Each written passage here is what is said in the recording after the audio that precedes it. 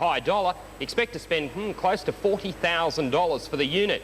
The fact of the matter is that they produce nigh on 700 horsepower and around 600 foot-pounds of torque.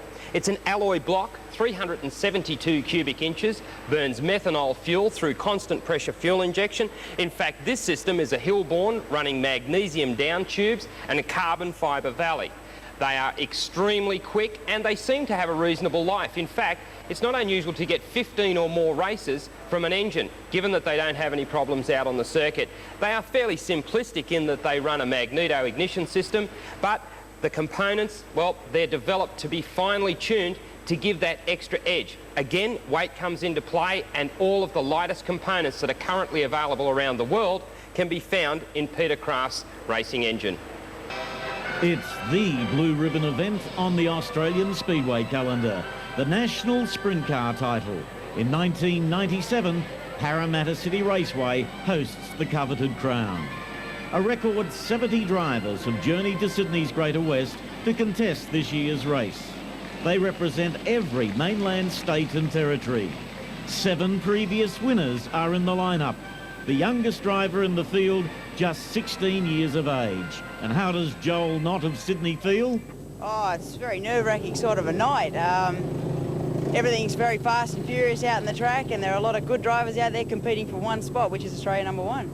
Including a 25-year-old named Brooke Tatnell. Yeah, Steve, I guess this has been the one race in our small career that has eluded us. Definitely been the bridesmaid, a couple of seconds and thirds and so on, but maybe this year's the year to be. So it's the 8th day of the month and we're car number 8, so I've been told if you divide 8 into 8, it's 1, so that's where we're at right now. As the sun sets, the stands are filled to capacity with flag-waving fans. The sentimental favourite, Gary Rush. The outright favourite, Gary Brazier. Time to check Brazier's form. The grid shows Brazier starts on the back mark, with him the defending champion Todd Wanless. Up front for this heat, Queenslander David Gross and Sydney's Peter Attard. Off and running to turn number 1. Attard takes the high line, Gross stays down low. John Shaw settles into 3rd place. As they run to turn number 3, Brazier's blitzing them from the back of the field. You'll see him on camera shortly. He's already up and running in 5th place, 1 lap down. Gross leads them through turn number 1, stays down low, gets out of shape, off the circuit, missed by Shaw, out of harm's way, and there's Brazier, now up and running in 3rd place. Home straight, and we have caution lights on. Up on turn number 1, Queenslander Anthony Lambert has looped it. We'll have a restart. Gross to lead them away once more. He's sponsored by Crazy's Comedy Restaurant in Queensland. He's only interested in finding one line at the moment, not worried about one-liners. Turn number 1 towards the back straight. Peter Attard tries to mount a challenge, gets a bit too sideways, but manages to balk Brazier.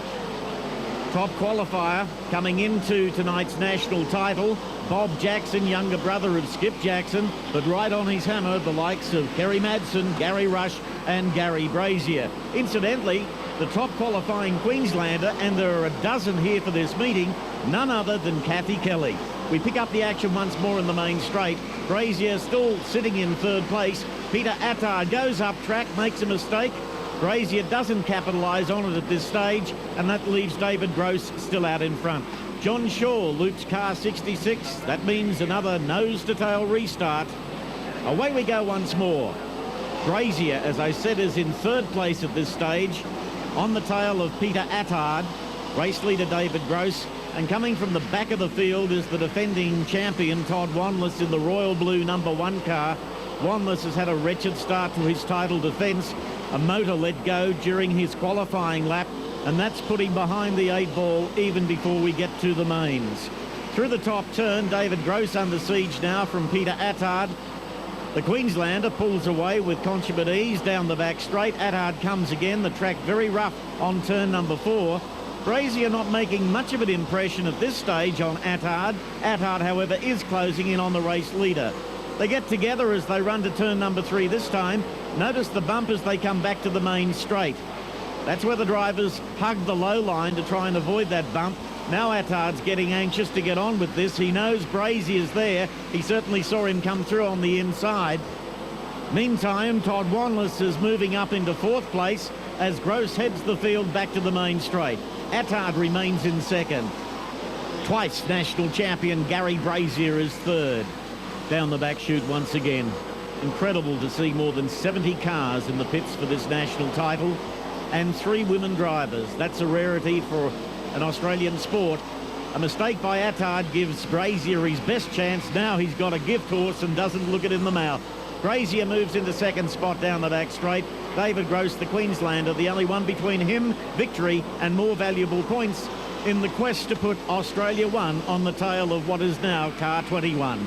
David Gross is not impressed. He goes down the back straight trying to hold out Brazier, but the guy's too strong, loves running high on the track, comes up the main straight, and Brazier really stacking on the points as we move towards the 35-lap grand final of the 1997 Australian Sprint Car Championship. We've got 2 laps to go in this heat. David Gross remains in 2nd spot, but look at Wanless. He's come all the way from the back of the field. They've had to change a motor to get him on the track, and that was done in less than an hour. And he is just desperate to pick up a 2nd if at all possible. He's got half a show of doing it. A mistake by Gross allows Todd Wanless to come through into 2nd spot. Of course, Brazier's long gone, but this likeable Queenslander has won an army of supporters with the way he's conducted himself as national champion.